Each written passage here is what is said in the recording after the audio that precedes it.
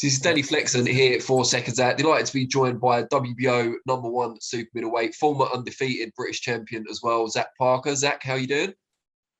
Yeah, all good, mate. How are you? I'm good. You got a big fight of your own coming up, of course, on Saturday against Marcus Morrison. And I'm going to leave that to my able colleague, Joe Lee, to quiz you on Thursday at the press conference, which we're all looking forward to. Yeah. But for now, I wanted to talk to you about the other big fight that's taking place on the same night out in Las Vegas. And you're gonna have a keen eye on that, I imagine, after your business is all said and done in Birmingham. Yeah. Because you're the #1 contender for whoever comes out on top between Canelo and Caleb Plant for all the major belts at 168 pounds. How big a fight is it? It'll be the first ever undisputed champion at that weight. Yeah, that's it. It says it all. First undisputed super middleweight champion, and it's a pound for pound best going in there. So everyone should be getting excited about it, and it's going to be a good fight. Obviously, you got Caleb Plant, undefeated world champion, and putting his O up against pound for pound best. So yeah, it's going to be a really good fight, and I'm really looking forward to it. Were you surprised by what we saw at the press conference when they almost, descended into a brawl at the end, hitting each other, maybe open-handed, but still there was definitely animosity there? Yeah, I feel like Caleb Plant stood his ground, and Canelo didn't like it. He usually gets these people like really, really respectful about him, but Caleb Plant wanted to say what he wanted to say, and I feel like it got under Canelo's skin, and that's why the little tussle happened. And but it's good. It's good for boxing because it bigs the fight up even more, and there's a bit of bad blood in there, and everyone loves a bit of bad blood in these sort of fights.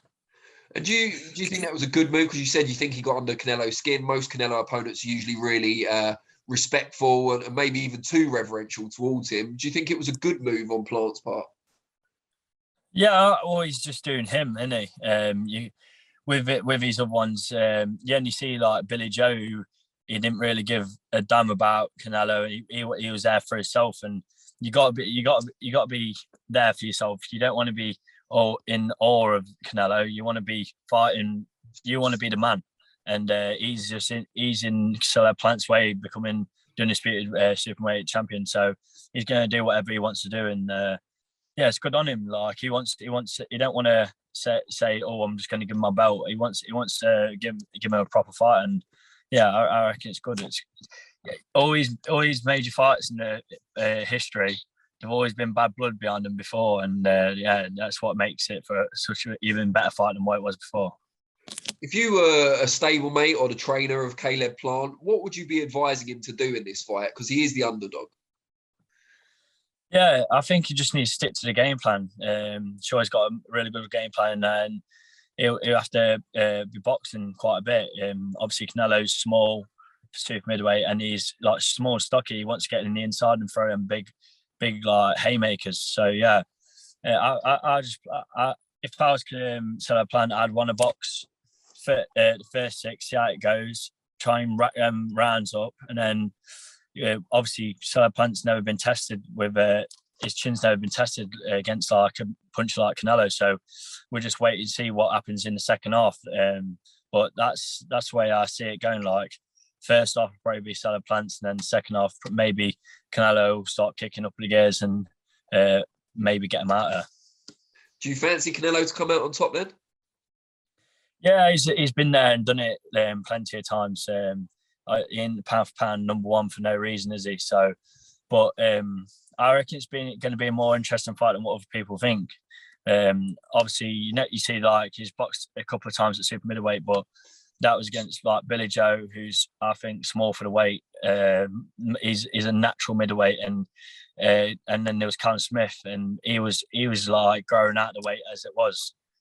So yeah, he's a proper natural super middleweight, and I feel like it's going to be a lot more harder fight for Canelo than what people are making out. And obviously, I've said that he's still got his own, and when you're still undefeated, you don't know how to lose. So yeah, I think it's going to be a really good fight. You're WBO #1, as we said earlier. Would it mean more to you to challenge for your world title against the winner of Saturday's fight rather than a vacant title if the winner gives up the belts? Yeah, that's what I want. I don't want to go for a vacant title.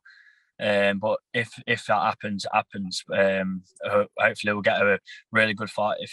If Canelo wins, he'll probably might want to move up and go to like heavy, or maybe go for the Golovkin rematch. So yeah, we're ready for anything. We just want these big, massive fights, and there's quite a few good fights in the WBO rankings. We've got Danny Jacobs as one. Yeah. I think he's like number 2 2. behind me, and then there's I think David Lemieux. He's in there somewhere 3, in the mix as well.